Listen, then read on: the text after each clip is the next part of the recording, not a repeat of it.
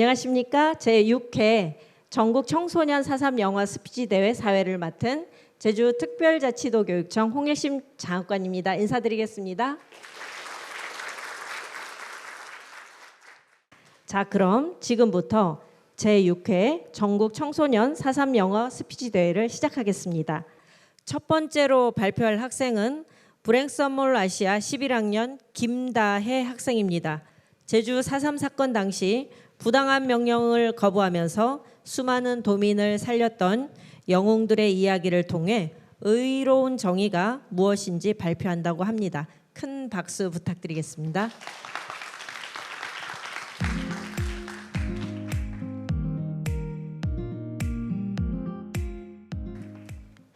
Many famous sayings that are quoted today refer to history. History which isn't remembered repeats itself. History is a mirror to a future. A nation that forgotten history is lack of futures.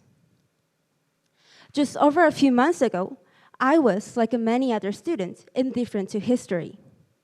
I regarded it merely as a school subject, and those famous quotes more often than are bounced off me as soon as the exam were over. Hence, I was also quick to question them, wondering, isn't it right to forgotten the painful history and start anew? And how could events of past reflect its future when society is progressing so much? However, a few months ago, during a voluntary activity, I had a conversation with a grandmother who lived in Jeju for all her life. And that conversation made me realize how foolish and naive my previous thoughts were. She said, 사랑보단 사라져라, which means living will get you through by sharing her history. Their grandmother's memories of violence were individual scars unfamiliar to me. Meeting and listening to the grandmothers was like learning about the new world.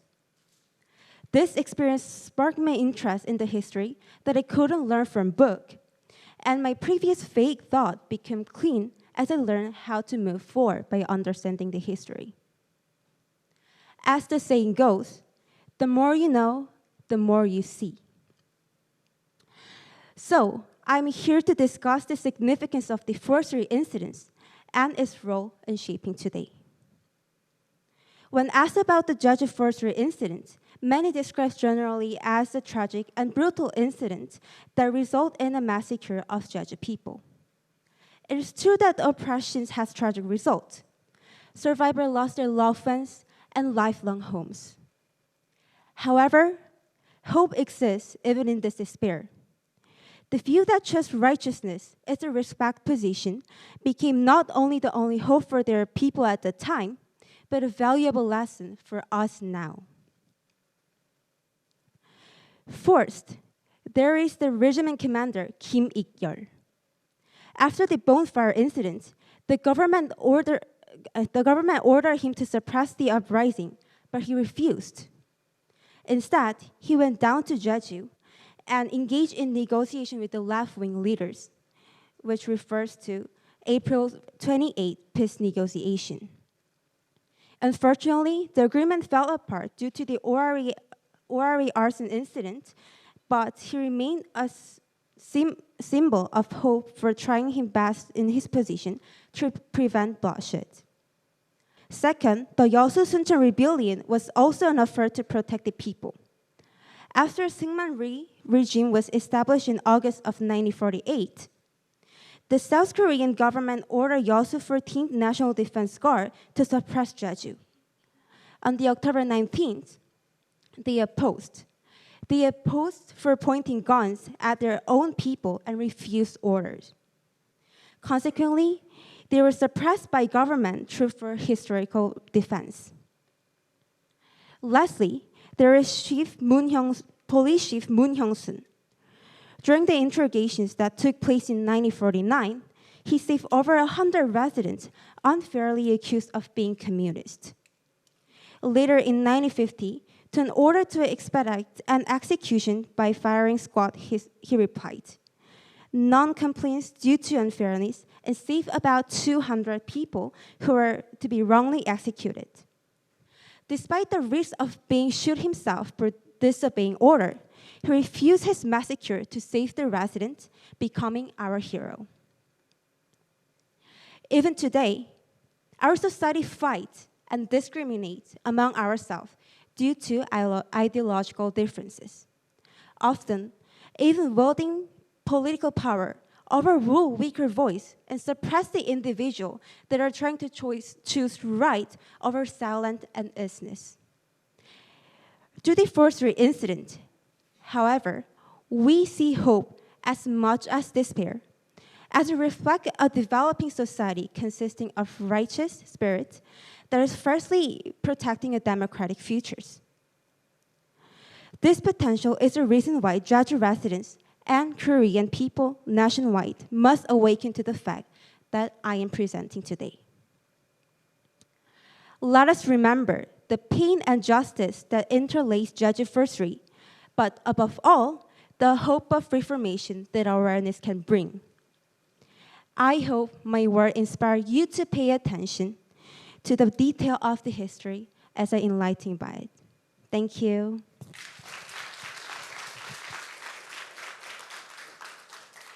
네, 다음은 체드윅 국제학교 12학년 신경원 학생입니다. 주제는 사건인가 기억인가 제주 4.3을 기억하다입니다.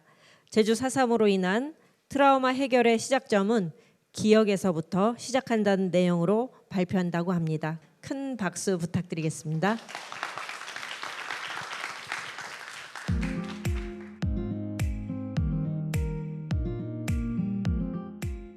"7 years and 7 months, more than 30,000 victims. These numbers barely convey the depth of the tragedy that wiped out the beautiful island of Jeju. Imagine Woljungri Beach, where the emerald waves kiss the shore and the soft white sand shimmers under the warm glow of the sun. Now imagine yourself tied up on that shore while inhaling the thick metallic scent of blood. Your body trembles in fear as you hear the sharp, piercing gunshots coming closer and closer, each shot claiming another life beside you, one by one. This harrowing scene offers just a glimpse into the terrors faced by countless individuals in the tragic massacre now known as the Jeju 4.3 incident. In the aftermath of World War II, Korea found itself caught in the midst of ideological conflict. The peninsula was divided into the communist north and the capitalist south, where the United States had taken over control of the south.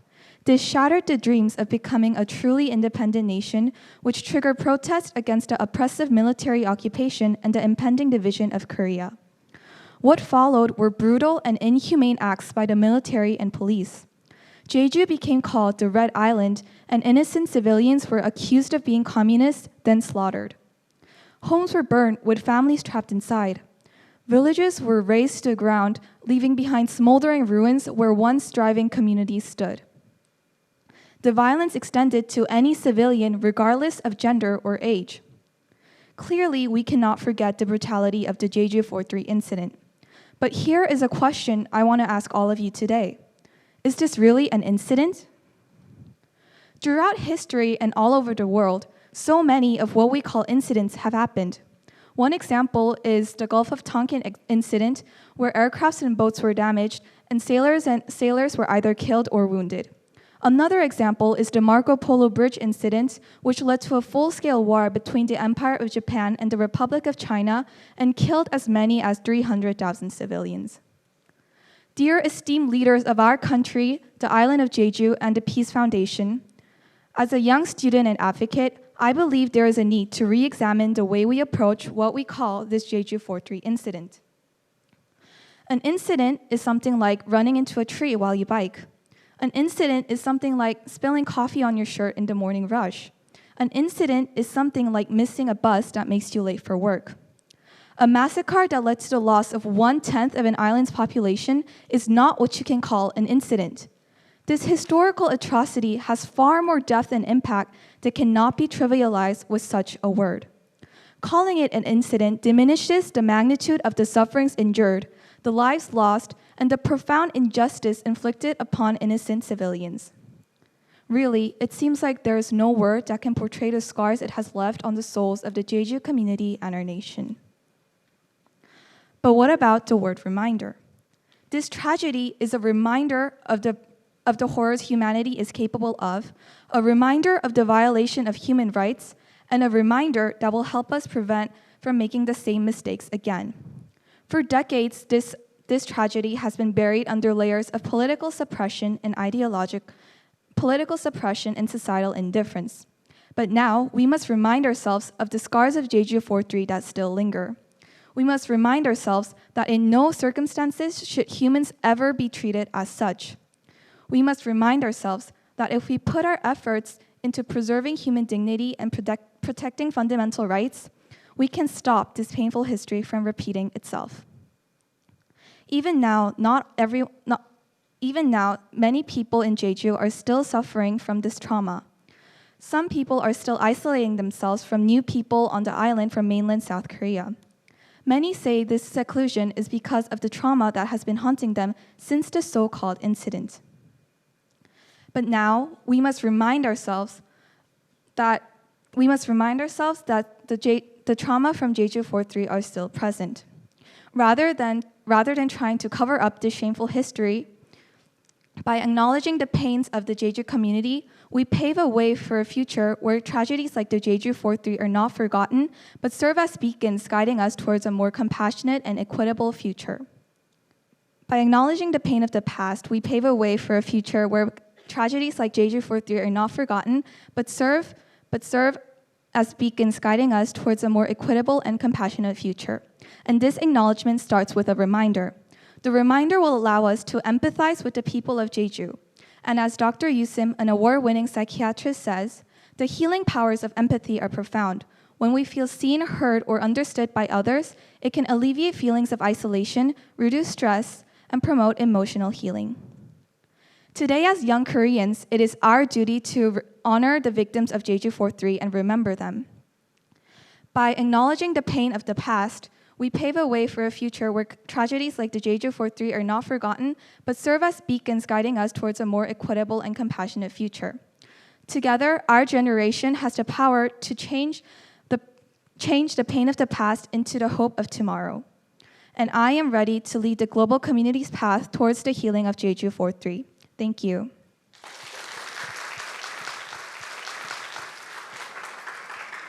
네, 다음은 한국국제학교 제주 캠퍼스 11학년 김서연 학생입니다. 주제는 시간이 치유하지 못하는 것입니다. 4.3 당시 희생당하신 여성들과 4.3 이후 다시 제주를 재건했던 강인한 제주 여성들에 대해서 발표한다고 합니다. 큰 박수 부탁드리겠습니다.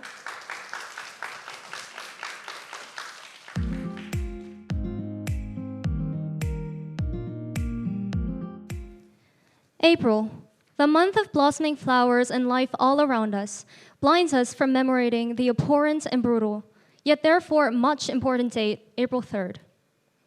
On the 1st of April, we enjoy the April Fool's Day, in which we share jokes, pranks, and laughter with our loved ones.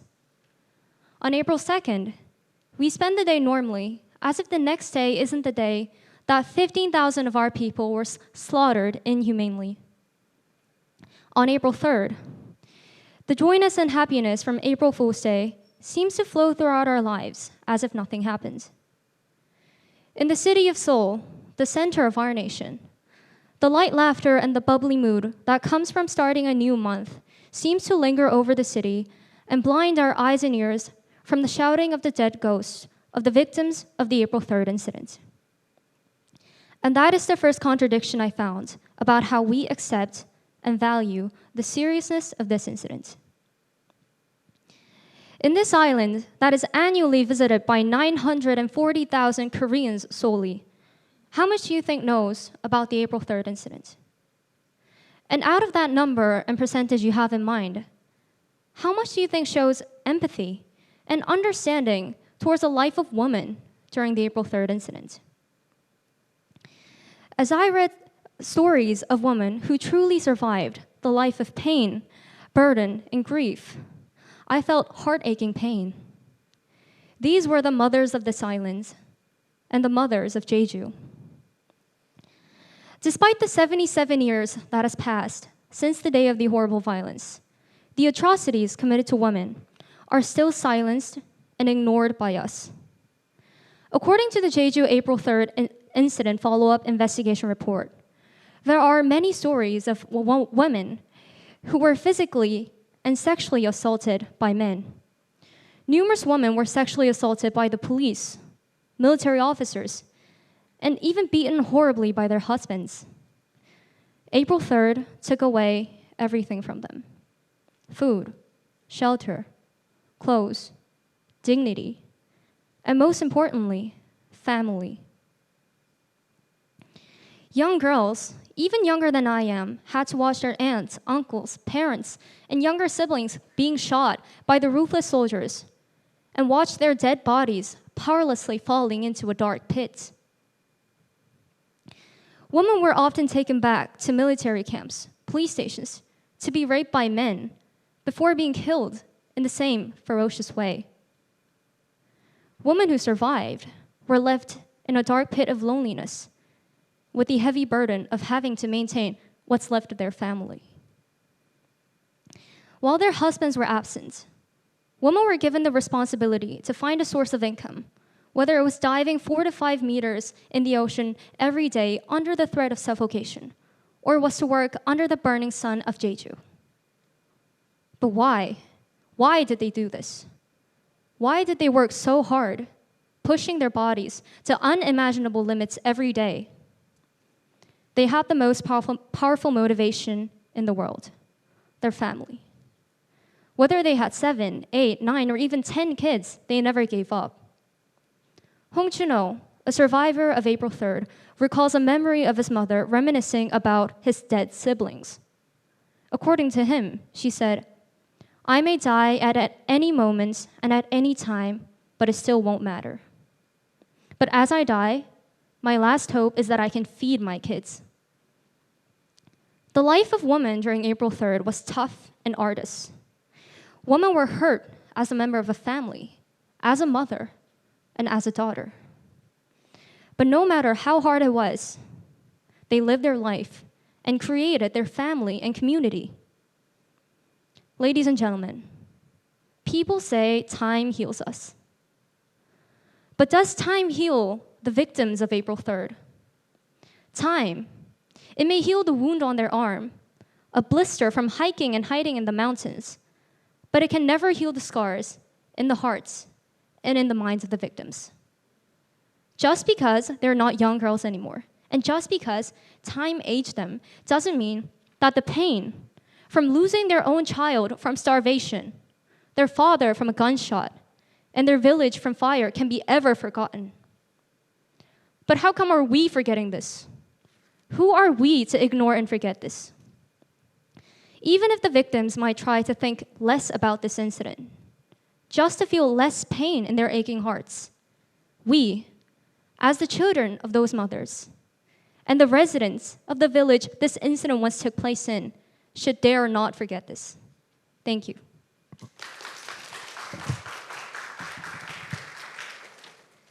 네, 다음은 신성여자고등학교 2학년 이민주 학생입니다.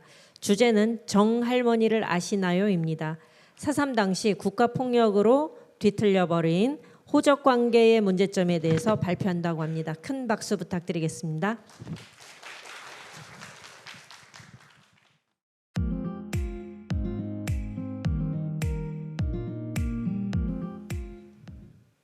What is family? What does that mean to you? Today, I want to talk about the family register problems that the families of the victims of the Jeju April 3rd incident. Let me introduce you to Mrs. Jung, whose story I will share with you now. Mrs. Jung was recognized by the court after 75 years as the biological daughter of her father, who went missing due to the Jeju April 3rd incident. The Jeju April 3rd incident was a large-scale civilian massacre on Jeju Island, which resulted in the separation of countless families. Mrs. Jung's father was one of the many who went missing during that time. And her family tried to find him for a long time. However, it was not easy to be recognized due to the lack of evidence and the difficulties in legal proceedings. Mrs. Chung faced numerous problems related to the family register. Many people suddenly disappeared during the April 3rd incident and were not officially declared dead or missing. This made it extremely difficult for Mrs. Chung to prove a legal existence and claim property inheritance or other legal rights.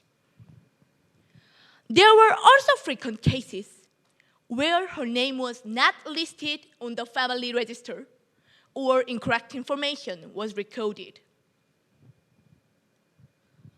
Despite these difficulties, Mrs. Chung persisted in the legal process without giving up. She collected various pieces of evidence, secured witness testimonies, and went through several trials.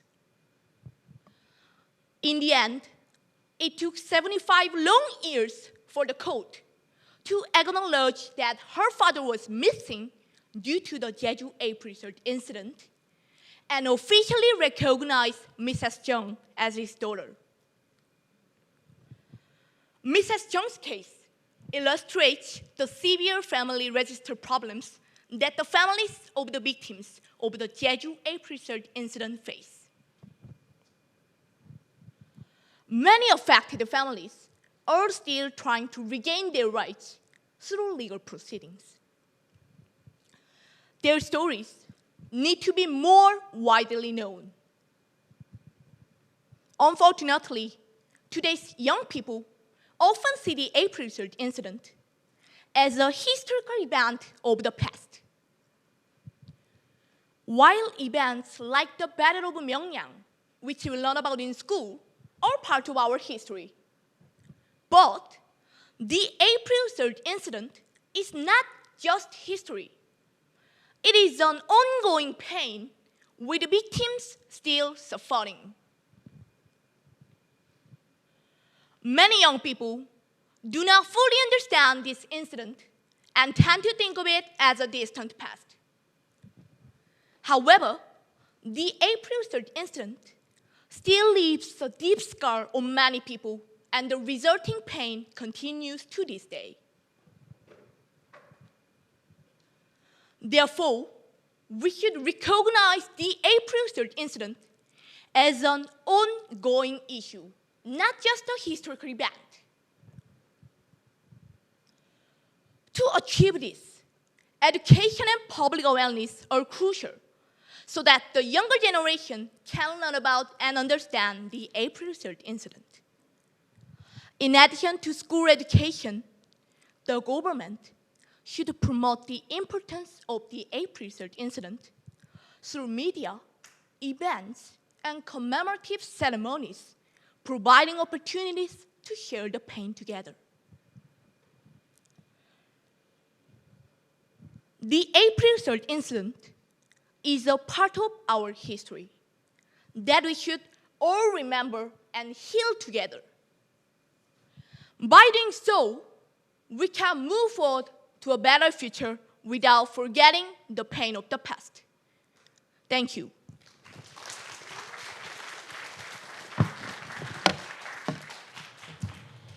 다음은 한국국제학교 제주 캠퍼스 10학년 강채리 학생입니다. 주제는 그래도 상관없다입니다. 제주 4.3의 비통함을 화해와 상생으로 승화시킨 제주 보통 사람들의 숭고한 정신에 대해서 발표한다고 합니다. 큰 박수 부탁드리겠습니다.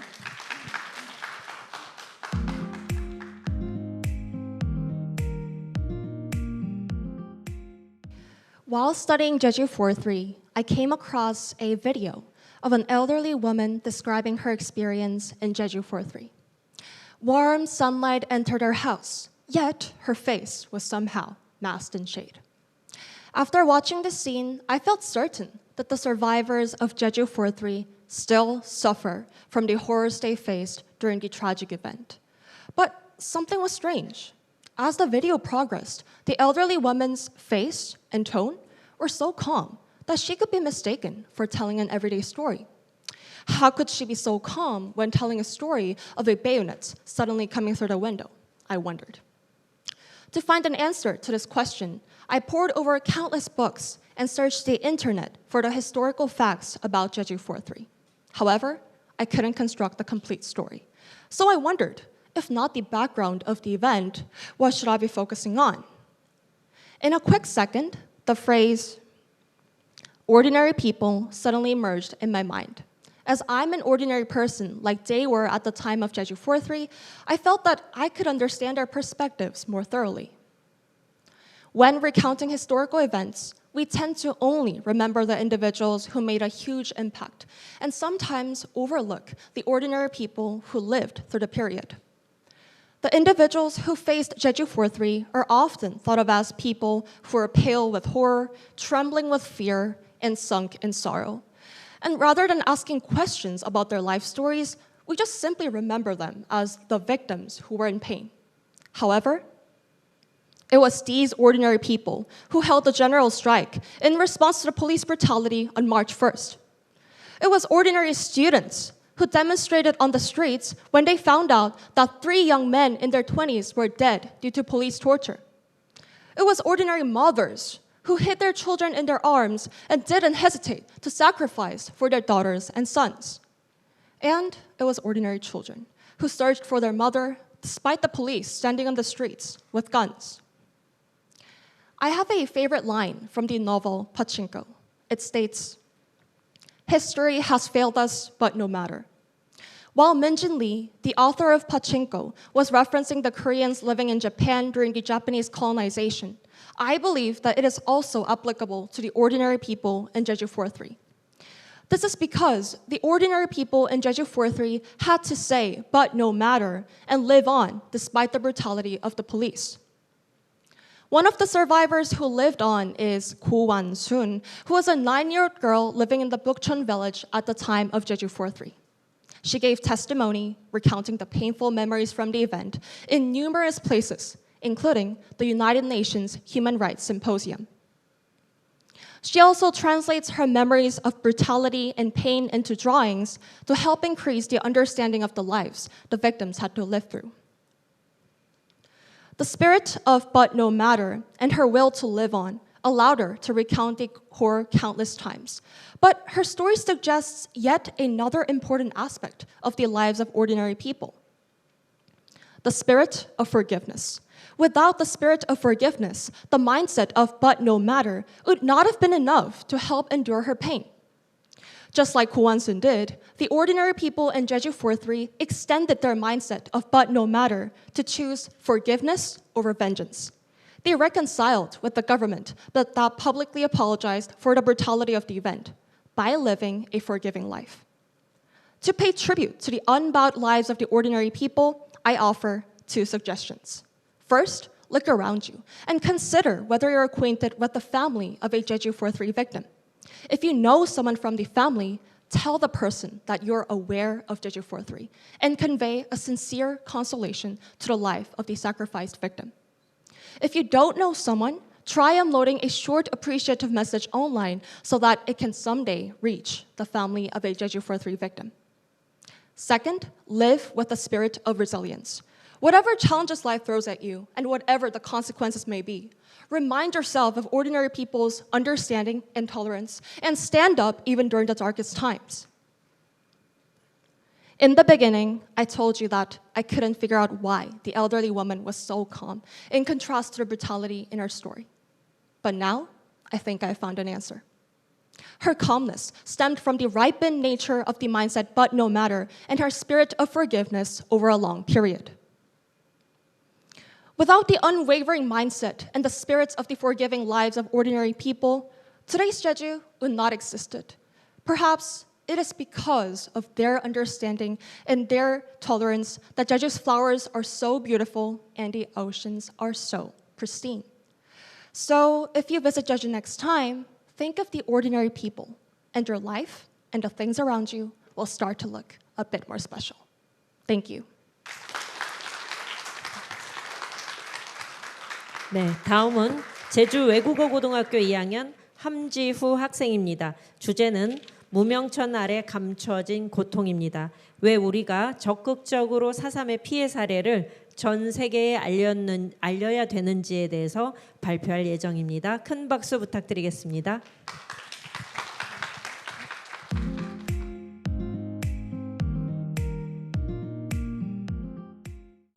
Have you ever heard about cotton cloth grandma?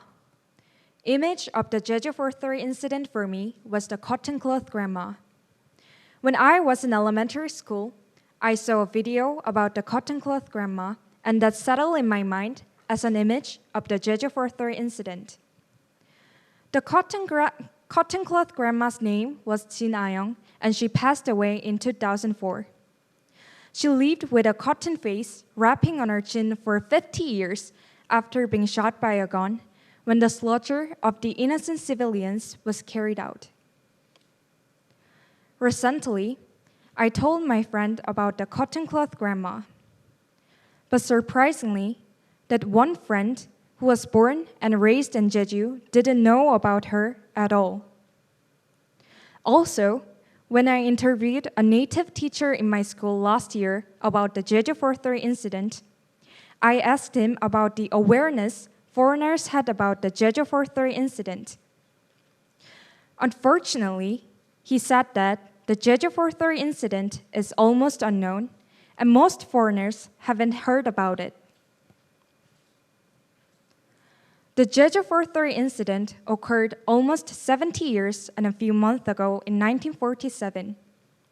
The Syngmali government carried out massacre, suppressing freedom of thought and defining innocent people as rioters, all in the name of suppressing communism. As a result, 1/10 of Jeju residents at the time were killed.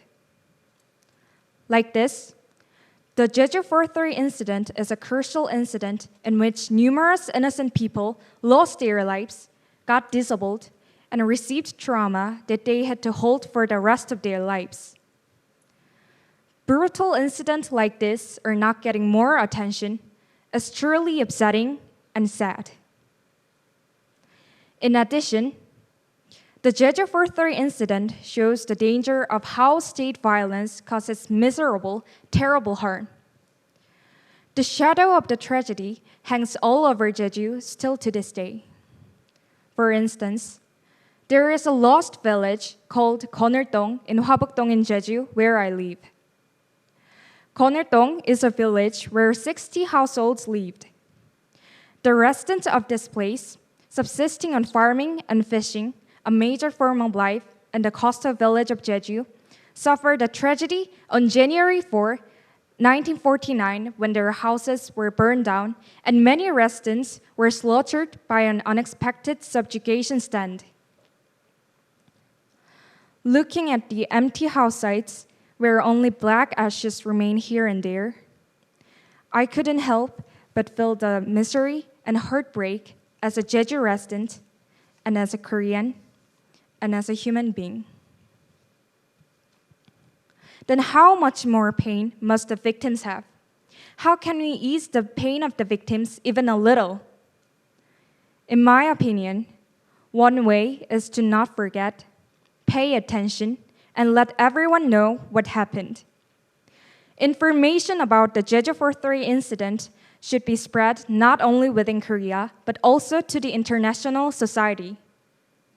More people should learn about this incident and remember it longer. Above all, we must remember victims like Grandma Jin Ayong. This is because the history of burying the truth and not remembering it can be repeated again. If info about the Jeju 4-3 incident, a case of harsh and unjust state violence, spreads more, it can also contribute to preventing more state violence in various parts of international community.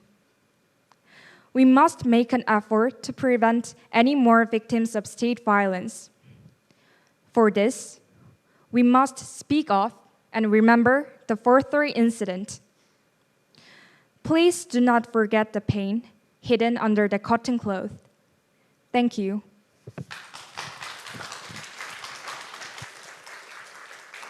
네, 다음은 제주고등학교 2학년 이준성 학생입니다. 주제는 슬프고 슬픈 이야기 비설입니다. 4.3 평화공원에 세워진 비설 조각상을 통해 제주 4.3 비극의 역사를 기억하고 알려야 하는 이유에 대해서 발표한다고 합니다. 큰 박수 부탁드리겠습니다.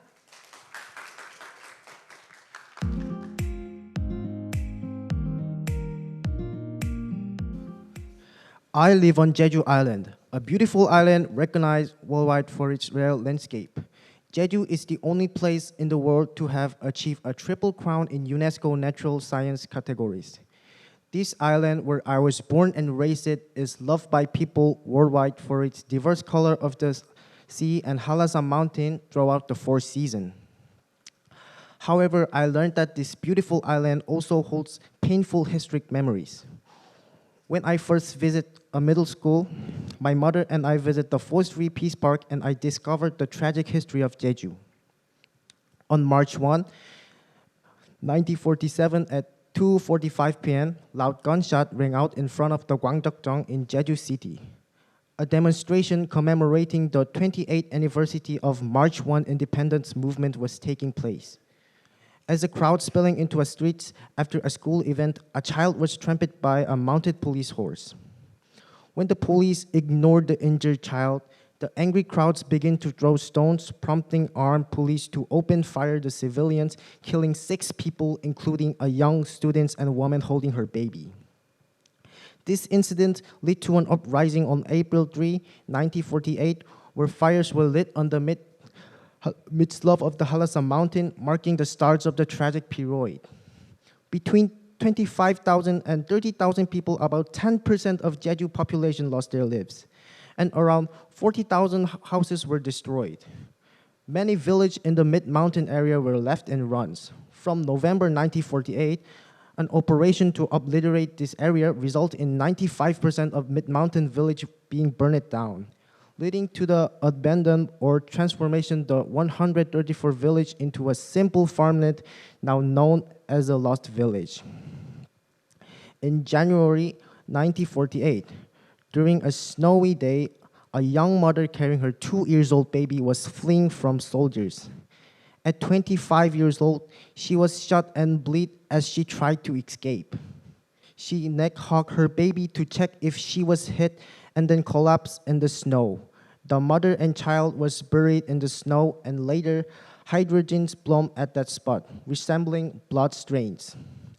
This sorrowful story commemorated the Jeju Peace Park where the sculpture depicts the mother and child.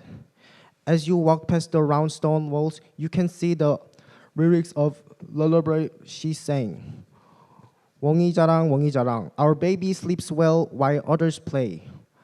And a sculpture telling a real story of Byung-seng from Bonggenung, vividly providing the tragic events of forestry.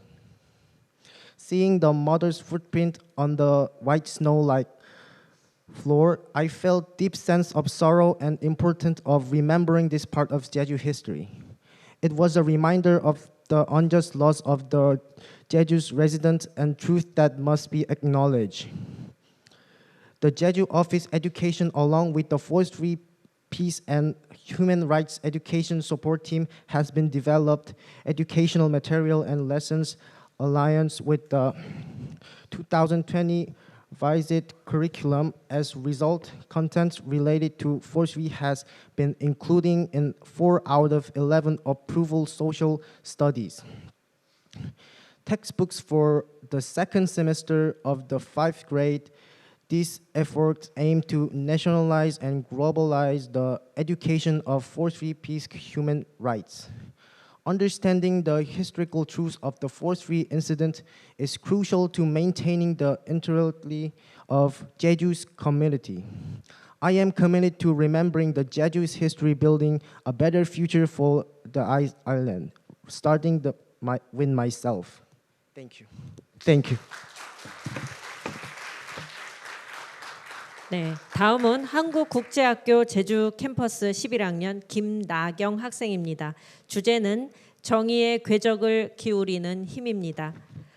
정의와 인권은 무엇인지, 그리고 우리가 왜 4.3을 공부하고 기억해야 하는지에 대해서 발표한다고 합니다. 큰 박수 부탁드리겠습니다.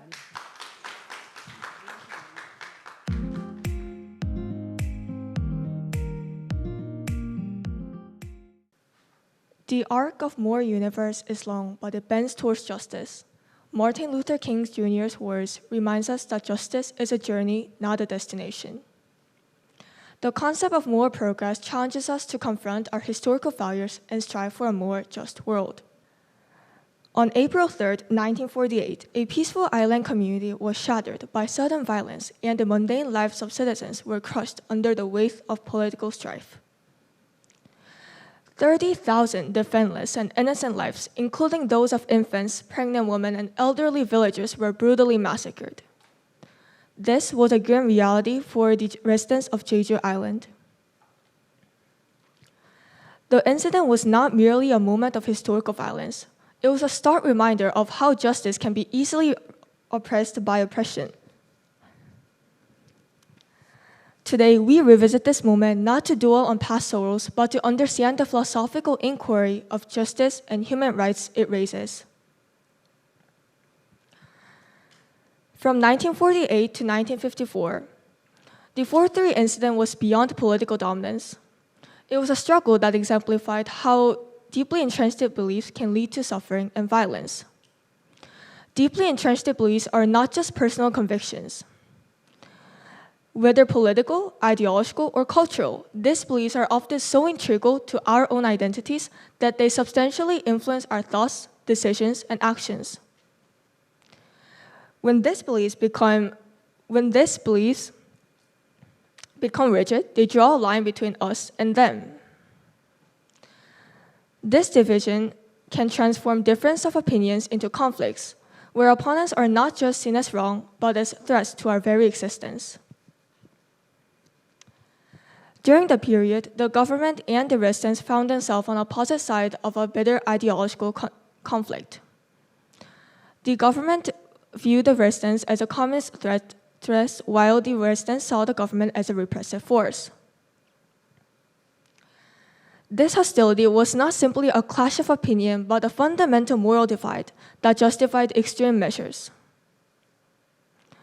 With beliefs deeply held, the authorities had labeled residents as Reds, or the enemies of the states, often dehumanizing those who held different views.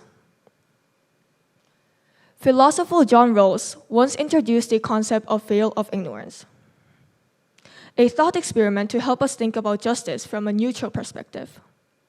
Imagine designing a society without knowing where you will stand within it, whether you'll be rich or poor, strong or weak, left or right.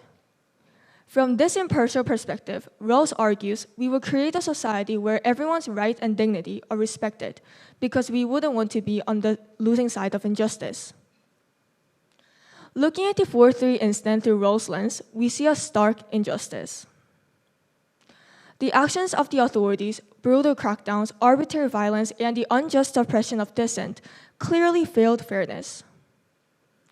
Behind this veil, we will see these actions as deeply unjust as they inflicted suffering on innocent people without clearly addressing the legitimate reasons. It shows how when the beliefs become absolute, they can lead to dehumanization, hatred, and extreme action that cause widespread suffering. This raises a question about the nature of justice. How can society reconcile contrasting ideologies while upholding individuals' rights and freedom? The answer lies in embracing mutual respect and shared values. We must see each other as fellow human beings and not let our differences define us. We must listen with empathy to the concern of others and seek to understand the underlying issues. We must set aside all our labels, whether of gender, age, or political stance, and ensure that every voice is heard through democratic process instead of resorting to violence. In the words of Martin Luther King Jr., the arc of more universe is long, but it bends towards justice. Let us be the force that bends this arc towards a future where human rights are not just ideals, but realities for all. Let us strive to see beyond our differences, to listen and understand one another, and to ensure that our actions reflect a shared humanity. Thank you.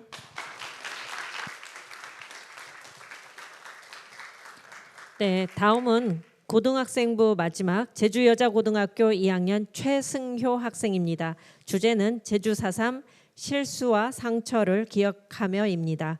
지속적인 4.3의 역사 연구와 생존자와 유족들을 위한 지원책에 대해서 발표한다고 합니다. 큰 박수 부탁드리겠습니다.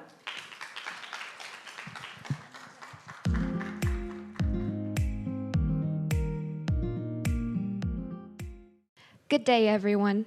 Today, I stand before you to discuss a tragic yet crucial chapter in Jeju history, the Jeju 4-3 massacre. This event, once shrouded in silence, demands more of our attention, reflection, and remembrance. The Jeju 4-3 massacre refers to a series of violent clashes that occurred on Jeju Island between March 1947 and September 1954. These events were sparked by political tensions and ideological difference during the early years of Cold War. The Jeju 4-3 massacre caused 15,000 deaths. Has anyone noticed that I've been addressing Jeju 4-3 as massacre instead of incident or uprising like everybody else does? The reason for this is that it involved large-scale killing with many victims, making massacre a more accurate term to convey severity and injustice of the event.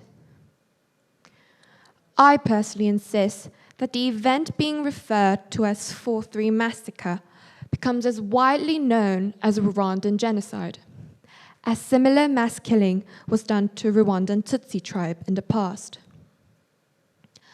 Efforts to address the Jeju 4-3 massacre's legacy includes the South Korean government officially apologizing and establishing the Jeju 4-3 Peace Park and Memorial Hall. Descendants are also actively involved in legal proceedings and cultural initiatives to restore honor and raise awareness about the event's true nature as a human rights violation. However, there are some challenges. Some survivors and their families feel that the governments and their own actions, while significant, cannot fully address the depths of their suffering. Also, the historical fact of this massacre is not fully acknowledged to people. In fact, until 21st century, even mentioning the 4-3 massacre was implicitly banned. Even now, except for schools in Jeju, those in other regions in Korea do not educate thoroughly about this event. Based on this, I strongly insist to reinforce these efforts. We should continue to support historical research to uncover the full truth of the massacre.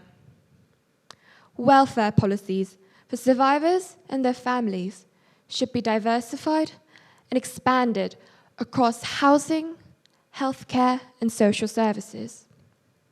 There should be continuous education to prevent such events from happening again too. Education will play the most significant role in the future. Informing what happened on Jeju Island 70 years ago and how it happened would alert people the necessities of remembering historical wrongdoings. Drawing a clear line between what is just and what is unjust by remembering gradually leads to not repeating at all. Educating how to find agreement and respect in the historical, ideological, cultural conflicts and differences should be encouraged to every people, including the adults. Because most of the times, it is the grown-ups that are close-minded and conflict-inducing. Concluding the speech, looking at the 4/3 massacre, similar things happened in the past and are still happening now. In Gaza, Palestine, for example, endless killings are happening even right now because of religious, geographic, historical, and ideological reasons. What can be learned from these tragedies? As young people, we play a crucial role in preserving history and advocating for a just and peaceful world. By learning about the Jeju 4/3 massacre, and furthermore, from tragedies happening now in the world, we can help prevent future tragedies and end meaningless conflicts. Remembering this event, we commit ourselves to always seeking truth and mutual respect. These lessons guide us toward a future where everyone lives in love and peace. Thank you very much for listening.